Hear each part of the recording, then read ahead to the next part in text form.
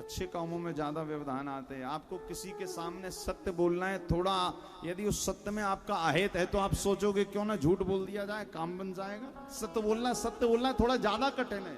इसी प्रकार भगवान की कथा के बारे में सोचना और सोचकर उसको सुनना, ये बहुत कठिन बात है। क्योंकि एक दो नहीं महाराज, करोड़ों व्यवधान आते हैं। उसके बाद भी जीवन व्यवधानों से निकलकर जब पहुंच जाता है ना ठाकुर जी के धाम पे, मंदिर पहुंच जाता है, उनकी कथा में आ जाता है, बद्रीनाथ आ जाता है, पहुंचकर कहता हा हा प्रभु बहुत अच्छा कि आपने हमें बुला लिया, वरना हम कहां भटक रहे थे। तो भगवान की कथा की यात्रा किसको नसीब होती है? बोले जिस पे हमारे गोविंद की कृपा होती है, और साधारण कृपा नहीं होती। बोले जिस पर अति कृपा होती है उसको भगवान कह रहे हम अपनी कथा दे देते हैं और अपने धाम में बुला लेते हैं। गोस्वामी जी ने एक रामायण रामचरितमानस में चौपाई लिखी बहुत अच्छी। क्या लिखा है?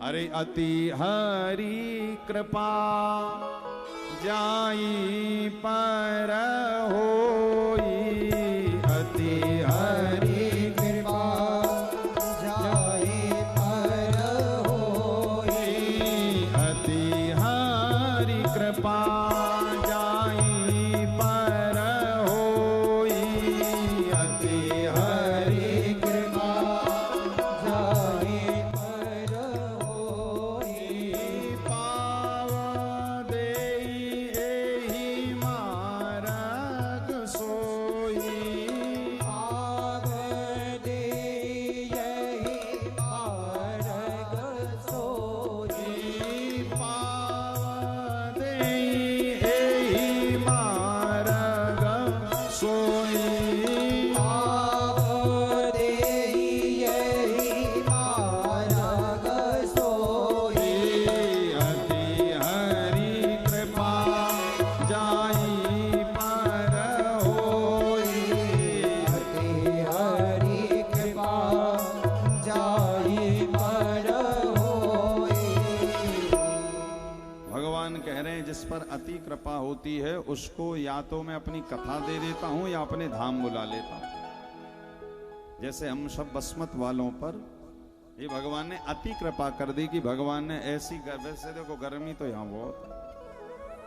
वैसे तो कथा का समय 2 बजे था महाराज, किंतु 2 बजे हमने यहाँ फोन लगवाया। बोले महाराज एक आदमी की तो दूर की बात है, एक श्वान कुत्ता भी नजर नहीं आ रहा पंडाल। हमने कहा क्यों? बोले गर्मी ज्यादा है।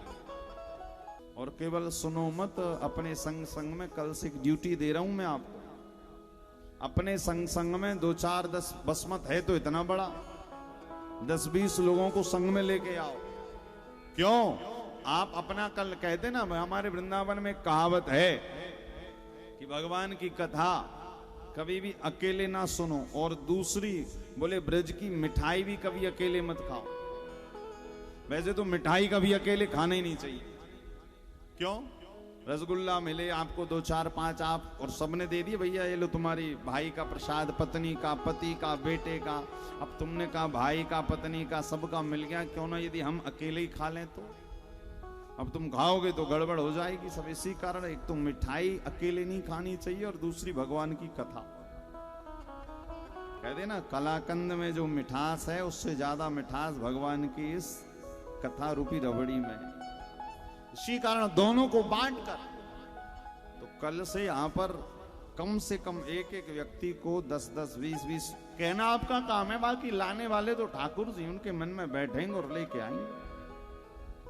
तो भगवान की परम मंगलमयी कथा जो हम सबको सुनने का मौका मिल रहा है, जो यहां में हैं वो तो आए, और जो घर बैठकर सुन रहे हैं वो भी इसी भाव में सुने कि हम भी यहीं बैठे हुए हैं। क्योंकि देखिए भगवान की कथा अन्य दिनों में हो तो कल्याण तो करती, किंतु वैशाख का महीना चल रहा है, और वैशाख के देखिए कथा के कुछ महीने डिसाइड है ठाकुर जी ने किए। पहला बोले कार्तिक में कथा सुनी जाए तो अन्य दिनों में सुनी गई 1000 कथा, और कार्तिक में सुनी गई 1 कथा।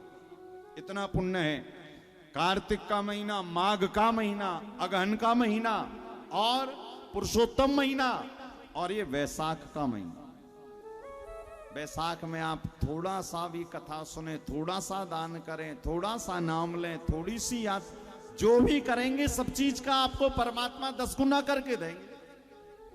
इसी कारण जो 16 से 22 में कथा हो रही ना बद्रीनाथ में, वो भी लगभग वैशाख पूर्णिमा पर शुक्ल पक्ष पर है। इतने सुंदर अवसर पर हमें धाम की महिमा, धाम में जाने मिलेगा। विचार करो अपने आप। ऐसे तो फिर यात्रा तो चलती रहती है, लेकिन विशेष पर्व पर यदि हम जाएं वैशाख इत्यादि में, तो ठाकुर जी बड़े प्रसन्न हो जाते। तो आइए हम सभी भगवान की उस परम मंगलमयी कथा में प्रवेश करें। वेद व्यास जी ने जिस भागवत में पहला श्लोक क्या लिखा है, भागवत का पहला श्लोक क्या है कि सच्चिदानंद रूपाय विश्वोत्पत्त्यादि हेतवे तापत्रय विनाशाय श्री कृष्णाय वयं नुमः। सच्चिदानंद रूपा